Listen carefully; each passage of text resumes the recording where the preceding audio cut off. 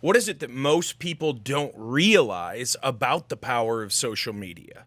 Is it that you just have to stay consistent? Is it that you have got to, no matter if it takes 2 cups of coffee, you got to bring the energy? What is it that people don't really realize about the power of social media? Because a lot of people try it. You see this.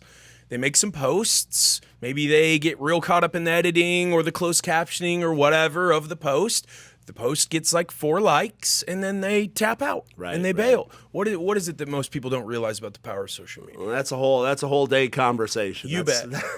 That's the Success Summit seminar. But the short version is, we teach a 6-step process. Step 0 is get your brand together. I meet business people. Hey, you're a good guy. How do I stay? Are you more active on Facebook or Instagram?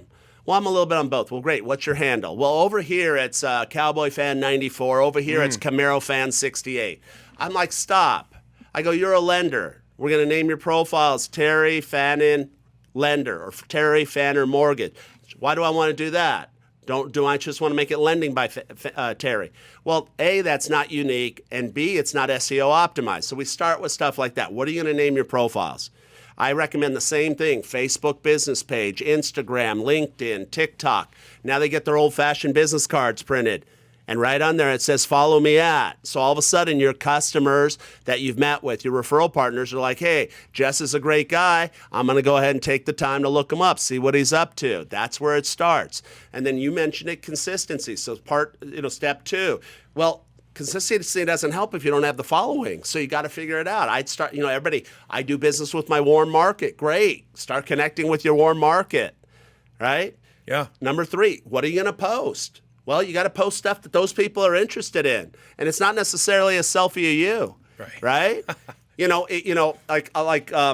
We're big, like in my branding session, we talk about, finding a niche, and, everybody's always a little pushback. Oh, I want to lend to everybody. I want to sell everybody a house. I can go, you could still do that, but you can recession-proof your business by having a niche.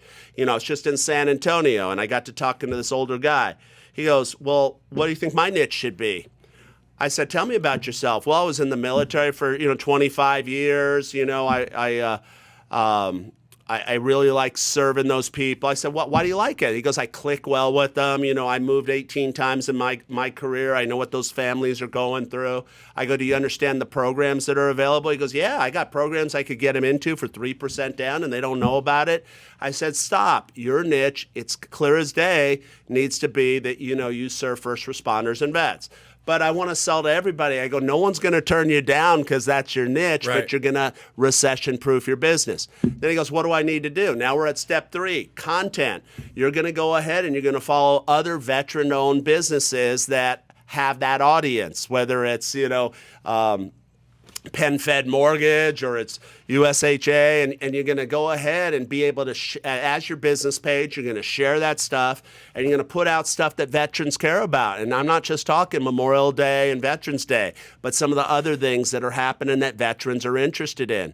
You're going to tie yourself in with a charity, and you're going to promote it, maybe suicide prevention for veterans, right? Mm-hmm. That's going to, again, endear you to the people in the market that you're trying to attach. You're doing good. You're going to make yourself feel good. He goes, that's a great idea.